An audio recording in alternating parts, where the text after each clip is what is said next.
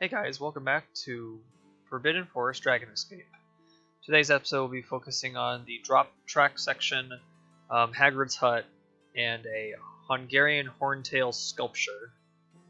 So the first things to work on is basically the drop track section of the ride, because this one is a surprise feature that coaster be added to the coaster. It was kind of a cool little drop track. But again, the drop track was the inspiration for this whole theming of this build, so I have to then now theme it to a proper, I think, castle. I think I'm going to do like a castle type of structure where it's like crumbling or abandoned. So it's kind of like Hagrid's motorbike adventure castle, because you go through that I think a couple times regardless. So just figuring out the size and the shape of said castle using the adventure wall set, making it a nice gray tone, and then having some square shapes on the corners to accent the corners to give more of a structured castle look. And I kind of just want to mess around with said pieces. I also wanted to make sure that the drop track was still visible by the player or the person viewing this map, because I feel like you should see that action in play to give you that idea that there is a drop track in play. So that was kind of the design philosophy behind that. And then trying to figure out this bridge issue, which I changed a couple times due to, I think, me not liking the way it was going. So again, it's a lot of redesigns, a lot of deleting and replacing pieces. When and again, that's okay to do. So here I'm just going to do some cube testing, try to make them in different shapes of broken and completed. Did some broken walls in places, made some holes in some of the walls below. So later I want to put vines in that later. Just kind of make it ruined, kind of making your final finale, because this is like I think the last section before you loop back around back to the final break run. So these are the vine sets from the fantasy set.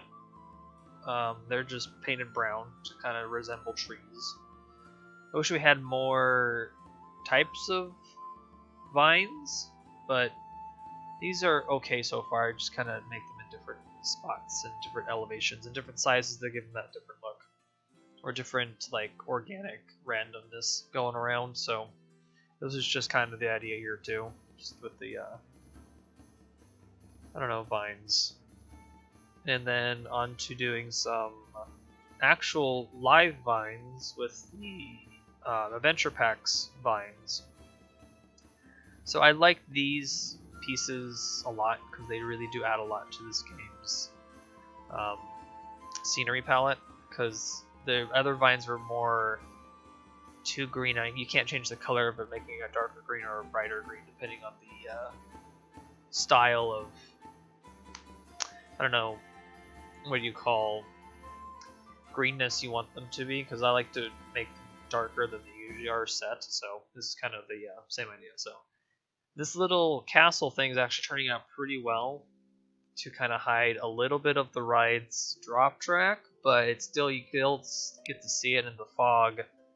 And I just imagine some type of sound effect going around in this section, and it just kind of puts itself together. Over here is going to be Hagrid's hut. So Hagrid's hut was kind of an experiment in itself because of the roofs that are part of Shy Guy's set I have never used before, so I figured I could test it out doing a hexagonal type of roof. So this was kind of an experiment of trial and error, figuring out some of the different pieces that he has in this set. He's got a lot of pieces, and it takes a lot of patience to go through said pieces. So this was kind of it was a struggle on my end because I've never used this piece set before, so just had to go with it and kind of slowly get myself into using this set. I don't know if I'm going to use this set in future builds. If a building design asks for it, I will use it. because I view mods as filler in certain building styles if I can't achieve it in vanilla. So that was kind of my forethought and philosophy behind that. I did like this little trick I used with the crate from the pirate set. I made that a giant door for Hagrid.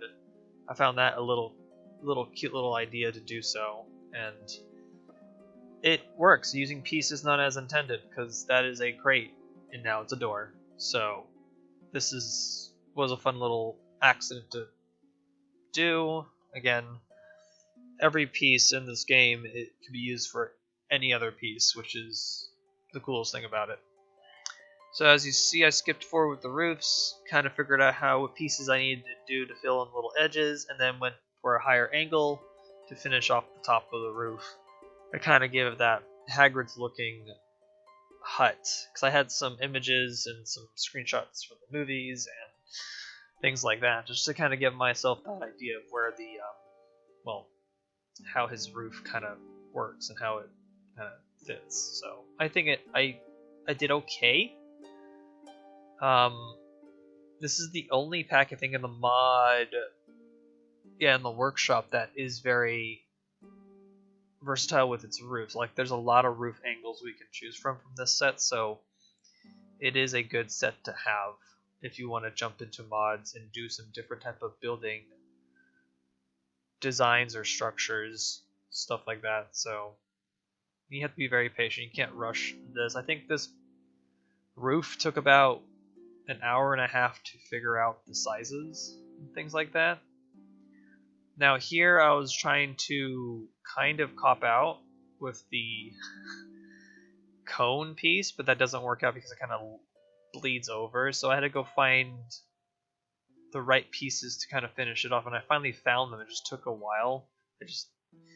Just looking through the pieces was just a more difficult thing. Again, I don't remember the pieces I used because I was just looking for the right size piece. They are all named and numbered in some way, so if you figure out the coding number for it, it gets easier to find them. And I did finish it with a cone just to kind of give it that medieval thatched. It's not thatched; it's more like a wooden shingled roof. And there's that's your I think you're just a rooftopper or something. I looked at that he had some windows on his house, so I did a couple of those windows with the window set. And then I just kind of gave it that a little bit more details with some border details and some maybe different colors. So right now the roof looks quite plain. And I say that roofs should have a little bit of accents here and there with borders. And as I jump forward, here's a couple of border examples. I kind of just lined the edges of the roofs to kind of identify them so you can see how they're connected. And then a different tone of green on top as it gets older. The roof is more stained on top. So I kind of did that. The roof over here for his second hut, because he has two huts that are combined together. So I kind of just built the same type of roof again. And then I just basically finished the top. I kind of just copied it. I didn't really do much with the roof here. And I kind of just copied it the same. And it worked out. And I think I did the same border thing too on the roof. I did kind of do the same thing. And then did finish off with some wooden pillars on top, and then the door was kind of the same idea. So I'm just copying it the same, but it's a little different. It has a little bit of a longer border protruding off the roof kind of thing. And then it came on to doing the chimney. That was just very basic squares and some small border pieces that kind of imitate like laid brick. So I kind of did that too. I tried to use the engineer's shape mod, but it wasn't really working out in that aspect, so I kind of went back for the vanilla shapes. I try to find out if every mod can fill in a spot that's missing that vanilla can't do. So again, that's my philosophy in doing all of this.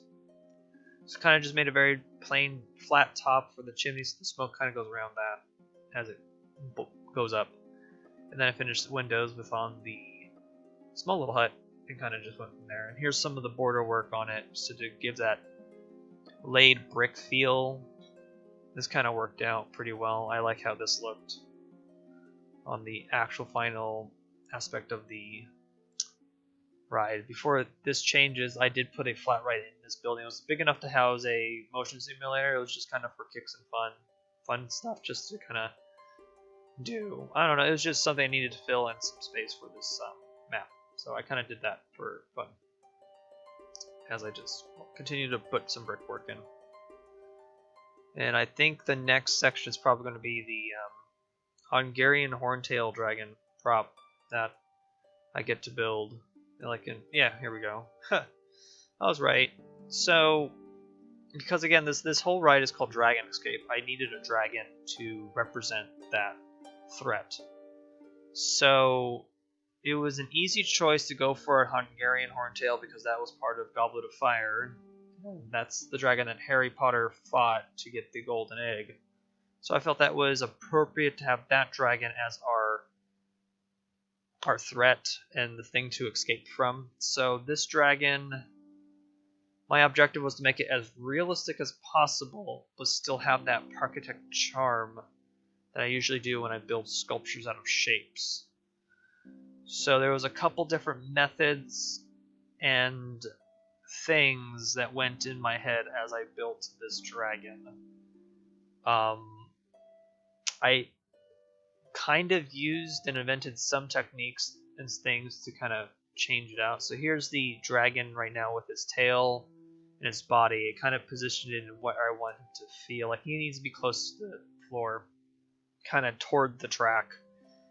And so I decided to put some borders down and some pillars to give it some like leg layout to figure out where his legs would be positioned. And doing this little skeleton actually helped a lot in its structure and how it actually finally turned out. I was very surprised on how this technique worked. So as you see, I'm doing some feet work, trying to figure out the sizes as they get smaller and kind of figure out where his toes are going to be. The tail here is not finalized, that will change. And then the body, I kind of figured out, it's like he's bent over toward the track. His head's going to be toward the track, yelling at it in this aggressive stance. Then figure out some of how thick his thighs are going to be, how big his legs will be, and then how they're connected to the body. Now those pillars and borders that I used for the skeleton of his legs don't go away. They stay there actually. They're actually in game right now. There's no point of removing it because that's my guide. It is going to add extra polys to the map, but I think it's worth it for the shape I want it, because when you're building with shapes, you have this kind of weird optical illusion that goes on when you don't know how far or how close you put that shape, and so when you change angles, it kind of changes the way it looks. So doing that little skeleton actually helps. So when it comes to something like that, you should try skeleton work. Like make your example. It's not an example. It's more like a prototype of your shape of your creature that you want to try to imitate, and then it kind of works from there. Here is the Horntail's tail.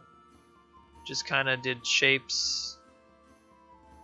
Kind of looks like the tail from the dragon. I kind of was taking some liberties on how to design the tail and the spikes of the dragon's like back. So as we jump forward, I'm going to be working on the face and the jaws of the dragon.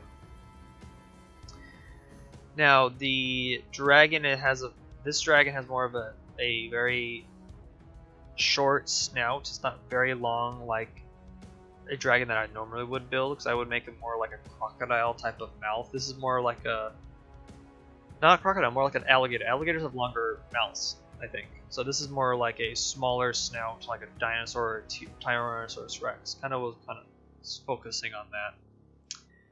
To get the angle of this jaw, I kind of did a whole bunch of hemispheres, just kind of stacked down, and then kind of stacked pyramid cones on top to kind of give it that teeth look, and it kind of hides up that, oh, it's a stacked cylinders, and it kind of looks wonky, but I think this works out pretty well on the the look of the dragon and gives you that, this dragon's mouth is open and it's angry. It's going to just try to eat you or catch you on fire, because that's kind of the feel what I got to this dragon's mouth.